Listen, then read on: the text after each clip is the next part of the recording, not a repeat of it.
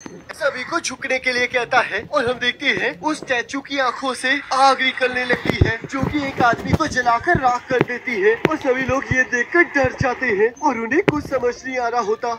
हमें यहाँ 3 साल पहले का दृश्य दिखाया जाता है जहाँ एक आइलैंड पर हलचल हो रही होती है। तब वहाँ एक सोल्जर अपने कैप्टन से कहता है क्या हम उनकी मदद नहीं करेंगे। तब कैप्टन कहते हैं तुम्हें भी पता है कि हम इसमें कुछ नहीं कर सकते क्योंकि हमारे हथियार उनके सामने बेकार हैं, तो इसलिए हमें इस सिचुएशन को उन हंटर्स पर ही छोड़ देना चाहिए। और यहाँ आइलैंड पर बहुत सारे हंटर्स बहुत बड़ी बड़ी चींटियों के साथ लड़ रहे होते हैं। अगर हमने इन्हें यहाँ से जाने दिया तो सब कुछ खत्म हो जाएगा, तो इसलिए सभी लोग इन्हें यही रोकने की कोशिश करो। और तब हम देखते हैं कुछ हंटर्स अपनी मैजिकल पावर से उन चींटियों पर हमला कर देते हैं, पर उन चींटियों पर उनके हमले का कोई असर नहीं होता और तब वो उन सभी हंटर्स पर हमला कर देती है और उन्हें खाने लगती है। तब एक पर्सन सोचता है लगता है अब मेरा अंत आ चुका है, पर तभी वहाँ एस क्लास हंटर मीन आकर उसे बचा लेता है और अपनी हीलिंग पावर से उसके सारे जख्मों को ठीक कर देता है। पर तभी कुछ चींटियां उस पर हमला कर देती है, पर उसका साथी यूनसॉक उसे बचा लेता है और तब यूनसॉक और योनहो मिलकर वहाँ पर बची बाकी चींटियों को हरा देते हैं। तब बाकी हंटर्स उन एस क्लास हंटर्स को देखकर बहुत ज्यादा खुश हो जाते हैं। तब यूनसॉक कहता है मिन, इस बार तुम कुछ ज्यादा ही जल्दी आगे बढ़ गए। मुझे माफ कर देना, पर मैं कुछ जाने बचाना चाहता था और वैसे भी मुझे पूरा भरोसा था कि तुम तो मुझे बचा ही लोगे। और तभी हम देखते हैं वहाँ पर एक बड़ी सी व्हाइट कलर की चींटी हमला कर देती है और तब योनहो और यूनसॉक उस चींटी के साथ लड़ने के लिए आगे बढ़ने लगते हैं। तब यूनसॉक उस चींटी पर अपनी लाइटनिंग से हमला कर देता है और योनहो उस चींटी के दांतों को तोड़ देता है और उसके बाद उसी के दांत को उसके शरीर के आर पार कर देता है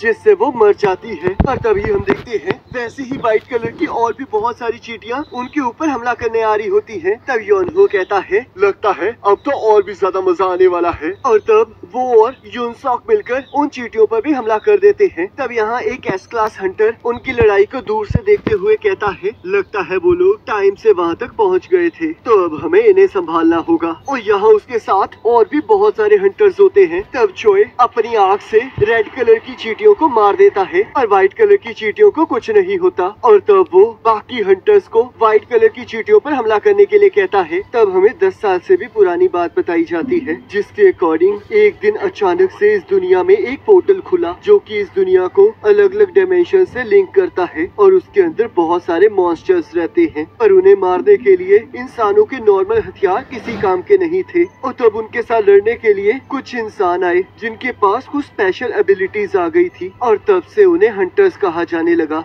ये हंटर्स अपनी पावर्स के अकॉर्डिंग अलग अलग रैंक में डिवाइड किए जाते हैं, जिसमें से सबसे टॉप पर है एस रैंक, उसके बाद ए, बी, सी, डी और सबसे लास्ट में ई रैंक। और जब एक हंटर की पावर अवेकन हो जाती है तो वो चाहे जितनी मर्जी कोशिश कर ले पर वो अपनी एबिलिटी को आगे अपग्रेड नहीं कर सकता। तब हमें प्रेजेंट में एक शहर दिखाया जाता है जहाँ एक कंस्ट्रक्शन बिल्डिंग में हम एक पोर्टल खुला हुआ देखते हैं। तब यहाँ किम अपने अगले मिशन के लिए डंजन में जाने के लिए तैयार खड़ा होता है, पर तभी उसका दोस्त पार्क भी वहाँ आ जाता है। तब किम कहता है आखिरकार तुम यहाँ क्या कर रहे हो? मुझे तो लगा था कि तुमने हंटर के तौर पर काम करना बंद कर दिया है। मेरी वाइफ फिर से प्रेग्नेंट हो गई है। तो इसका मतलब तुम इस मिशन से पैसे कमाना चाहते हो, पर तुम चिंता मत करो, अगर ये मिशन सक्सेसफुल रहा तो हमें बहुत सारे पैसे मिलने वाले हैं। मुझे तो बस चिंता इस बात की हो रही है कि मैं तुम्हारे साथ उन चीजों के साथ लड़ भी पाऊंगा। और तब वहाँ हमारा मेन कैरेक्टर संग आ जाता है और सभी लोग उसे देखकर बहुत खुश हो जाते हैं। आखिरकार ये क्या हो रहा है? क्या ये सबसे ज्यादा स्ट्रॉन्ग है जिस वजह से सभी लोग इसे देखकर खुश हो रहे हैं? ना ना,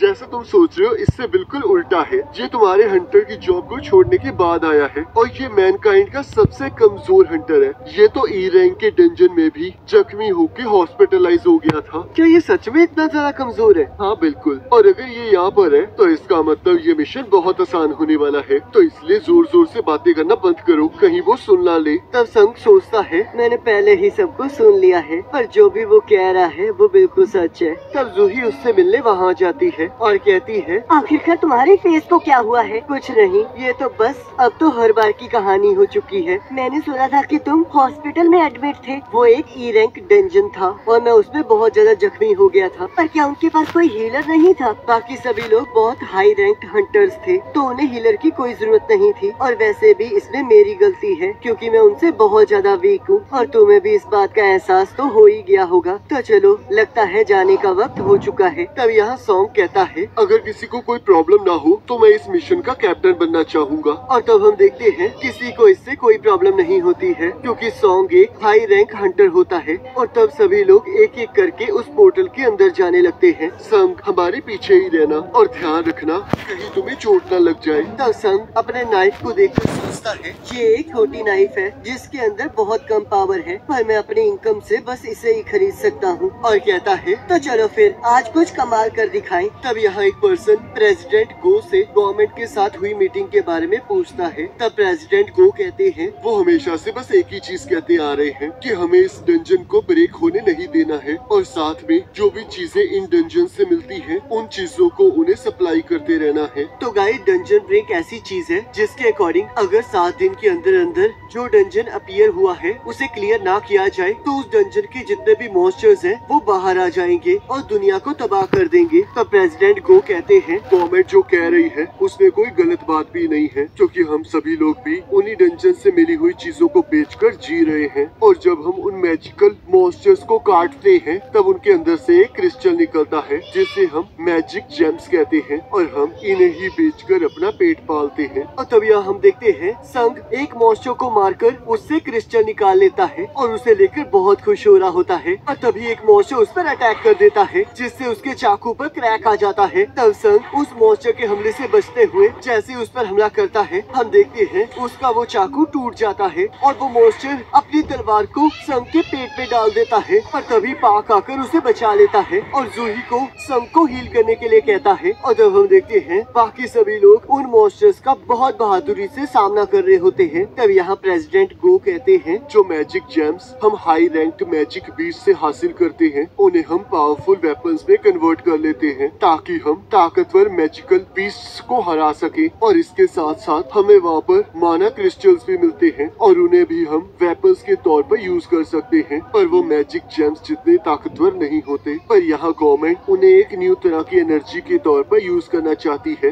ये चीजें न्यूक्लियर पावर जितनी खतरनाक नहीं है और हाइड्रो, विंड और जियोथर्मल पावर से ज्यादा एफिशिएंट है, और इससे थर्मल पावर से भी कम एयर पोल्यूशन होता है। तो इसलिए जिस वजह से ये एक आइडियल ग्रीन एनर्जी है। गवर्नमेंट मोना क्रिस्टल्स और मैजिक जेम्स को यूज करके इलेक्ट्रिसिटी को जनरेट करने के तरीकों को ढूंढ रही है, और ये सारी चीजें हंटर्स के द्वारा लाई हुई चीजों पर डिपेंड करती है। तो इसलिए हंटर्स बहुत ज्यादा इम्पोर्टेंट है। तब यहाँ वो हंटर्स उस डंजन के बॉस को हरा देते हैं। तब जूही संग से कहती है, आखिरकार तुम हंटर क्यों बनना चाहते हो? किसी दिन देखना तुम्हें इस वजह से जरूर कुछ हो जाएगा। तुम्हें इस बार बहुत ज्यादा चोट लगी है। तब संग सॉरी मांगता है और जूही उस पर बहुत ज्यादा गुस्सा होती है। और तब यहाँ सभी लोग मैजिक जेम्स और मोना क्रिस्टल्स को इकट्ठा कर रहे होते हैं। तब संग सोचता है, तो आखिरकार ये खत्म हो ही गया, पर इन सब से मैं बस एक ई क्लास जेम ही हासिल कर पाया। क्या मैं इसके लिए अपनी जिंदगी खतरे में डाल रहा था? और तभी उन्हें एक केव दिखाई देती है। तब एक पर्सन कहता है, क्या ये एक डबल डंजन है? मैंने इसके बारे में काफी कुछ सुना है। तब एक लड़की कहती है, शायद तुमने सही कहा है, क्योंकि चाहे हमने इस डंजन के बॉस को हरा दिया है, पर फिर भी ये डंजन अभी तक क्लोज नहीं हुई है। तब किम कहता है, तो शायद हमें इस केव के अंदर और भी काफी सारी चीजें मिल सकती हैं। तब सॉन्ग कहता है, हमें इस सिचुएशन में हंटर्स एसोसिएशन को रिपोर्ट करनी चाहिए और उनके इंस्ट्रक्शंस के अकॉर्डिंग काम करना चाहिए। तब किम कहता है, तो क्या आप ये कहना चाहते हो कि जो हंटर्स हमारे बाद आएंगे हम बाकी बची चीजें उनके लिए छोड़ दें? तब पाक कहता है, ये बस एक डी रैंक डंजन है, तो इसलिए हमें आगे बढ़ते रहना चाहिए। इससे लगता नहीं है कि हमें चाह जैसी कोई हंटर मिलेगी। और तब यहाँ शहर में 2 लोग किसी लेडी का पर्स लेकर भाग जाते हैं और हम देखते हैं तभी वहाँ चाह आ जाती है और उन दोनों चोरों को सबक सिखाती है और उनसे उस लेडी का बैग भी ले लेती है। तब सभी लोग उसे देखकर बहुत खुश हो जाते हैं और वो बढ़ती हुई भीड़ को देखकर वहाँ से चली जाती है। और यहाँ हम देखते हैं सभी लोग केव के अंदर जा रहे होते हैं। तब एक पर्सन कहता है, बॉस के हार जाने के बाद ये पोर्टल्स 1 घंटे के अंदर अंदर बंद हो जाते हैं और हम लोग यहाँ पर पिछले 40 मिनट से चल रहे हैं, तो इसलिए अब हमारे पास सिर्फ 20 ही मिनट बाकी है। तब संग जूही से कहता है, मुझे माफ कर देना कि मेरे वोट की वजह से तुम्हें भी यहाँ अंदर आना पड़ा। क्या तुम ठीक हो? आखिरकार कोई इस हालत में ठीक कैसे हो सकता है? क्या तुम्हें एहसास भी है कि अगर वो तुम पर थोड़ा और ऊपर वार कर देता तो तुम उसी टाइम मारे जाते। मैंने बड़े ही मुश्किल से तुम्हारे जख्मों को ठीक किया है और देखो तुम तो पागलों की तरह यहाँ अंदर ही घुसते आ रहे हो। क्या तुम्हारा दिमाग खराब है? तब संग उससे माफी मांगते हुए सोचता है, ये सिर्फ इस बी रैंक हीलर जूही की ही बदौलत है कि मैं अब तक जिंदा हूँ। तब जूही कहती है, अगर तुम सच में मुझसे माफी मांगना चाहते हो तो तुम्हें अगली बार मुझे खाना खिलाना होगा। जिसे सुनकर संग हैरान हो जाता है। तब जूही कहती है, ऐसे मुंह क्यों बना रहे हो? क्या तुम्हें मेरे साथ खाना खाना अच्छा नहीं लगता? ऐसी कोई बात नहीं है। और तब उन लोगों को वहाँ बॉस का रूम मिल जाता है। तब किम कहता है, इतने बड़े दरवाजे को देखना तो बहुत रेयर बात है, तो चलो अंदर चले, क्योंकि अब हम बिना कुछ हासिल किए वापस नहीं जा सकते। तो चलो फिर सभी लोग इकट्ठा अंदर जाएं और इकट्ठे बाहर आएं। तो मैं सही कह रहा हूँ ना कैप्टन? और तब सॉन्ग हाँ कहता है। तब यहाँ हंटर एसोसिएशन के प्रेसिडेंट गो कहते हैं, आप सभी का यहाँ स्वागत है। आप में से कुछ लोग फ्यूचर में हंटर्स बनेंगे और कुछ लोगों को ऐसे ही वापस जाना पड़ेगा। ये पोर्टल्स इस दुनिया में 10 साल से भी पहले से एग्जिस्ट कर रहे हैं और ऐसी बहुत सारी मिस्ट्रीज हैं जो हमें अभी तक डंजन्स के बारे में पता नहीं है। एक हंटर बनना अपनी लाइफ को जोखिम में डालने वाला काम है। चाहे आपने बहुत सारे मिशंस किए हों, पर फिर भी आपको सावधान रहना चाहिए, क्योंकि अगर आपको जिंदा रहना है तो आपको अपने आसपास की चीजों का ध्यान रखना होगा। और यहाँ वो सभी लोग उस दरवाजे को खोल लेते हैं और तभी उनके एंटर करते ही सभी मशालें जलने लग जाती हैं। तब एक पर्सन कहता है, इस तरह के डंजन में तो हम पहली बार आए हैं और आखिरकार यहाँ पर ये किस तरह के स्टैचूज हैं? ये तो बहुत ज्यादा पुराने लग रहे हैं और इनमें से कुछ के पास तो म्यूजिकल इंस्ट्रूमेंट्स हैं। तब संग कहता है, यहाँ पर जो से ये वाला स्टैचू है ये तो सबसे बड़ा है। तब एक पर्सन कहता है, क्या यहाँ पर कोई मैजिकल बीस्ट नहीं है? यहाँ पर सब कुछ बहुत शांत लग रहा है। तब सॉन्ग को एक मैजिकल सर्कल दिखाई देता है और यहाँ कुछ लोग उसे पुरानी भाषाओं को पढ़ने के लिए वहाँ बुलाते हैं। तब सॉन्ग उस लैंग्वेज को पढ़ते हुए कहता है, द कमांडेंट्स ऑफ द कार्टेनून टेम्पल। पहला रूल है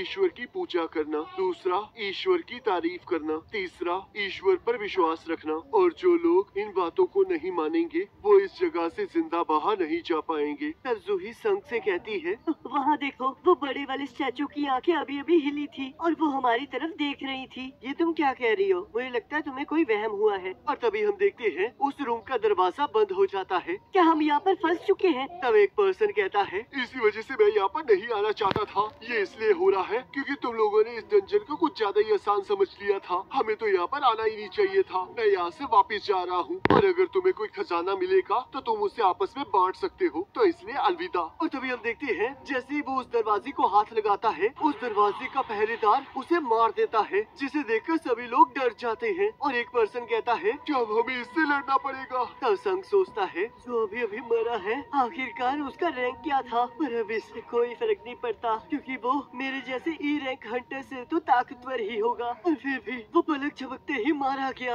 ये तो बहुत अजीब है। क्या ये सच में एक डी रैंक डंजन है? क्या यहाँ पर ऐसे क्रिएचर्स होने भी चाहिए थे? तब सॉन्ग कहता है, अगर ये स्टैचू यहाँ से मूव कर सकता है तो इसका मतलब बाकी भी कर सकते हैं। तब संग उस बड़े वाले स्टैचू की आंखों की तरफ देखने लगता है और हम देखते हैं उसकी आंखें अचानक से उसे देखने लगती हैं। तब संग हमें बताता है, मैं पहले भी जिंदगी और मौत की सिचुएशन में फंसा हूँ। मैं अपने पहले ही रेड मिशन में अपनी टीम से अलग हो गया था और मुझ पर एक ई रैंक मैजिक बीस्ट ने हमला कर दिया था, जिस वजह से मैं काफी हफ्तों तक हॉस्पिटलाइज्ड रहा। एक बार तो मैं एक भूल भुलैया में फंस गया था जहाँ पर मुझे काफी टाइम तक खाना भी नहीं मिला था। मेरे लिए लो रैंक डंजन भी जिंदगी और मौत के समान है। हंटर्स मैजिक जेम से कमाए हुए पैसों को एडवांस्ड वेपन को खरीदने के लिए यूज करते हैं ताकि वो और भी ज्यादा स्ट्रॉन्ग मैजिक बीस्ट को हरा सके और हायर रिवॉर्ड्स इकट्ठा कर सके। पर मेरे पास सिर्फ एक सस्ता सा छोटा सा चाकू है और अगर ये भी तबाह हो जाएगा तो मुझे मैजिक बीस्ट से खाली हाथ लड़ना पड़ेगा। पर मुझे फिर भी किसी भी कीमत पर इन डेंजरस डंजन्स में आना ही पड़ेगा क्योंकि मुझे जीने के लिए पैसों की जरूरत है और क्योंकि मेरे लिए हर डंजन बहुत ज्यादा खतरनाक है, तो इसलिए मैं उन सभी में उनकी कमजोरियां ढूंढता हूँ और उन्हें बहुत ध्यान से ऑब्जर्व करता हूँ। और तभी यहाँ वो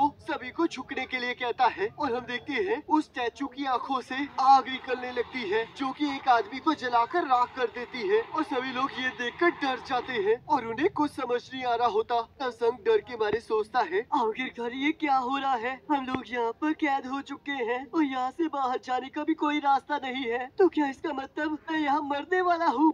गाइस तो आई होप आपको वीडियो पसंद आई होगी, तो चैनल को लाइक और सब्सक्राइब करना ना भूले। मिलते हैं कल अगले एपिसोड में, तब तक के लिए बाय।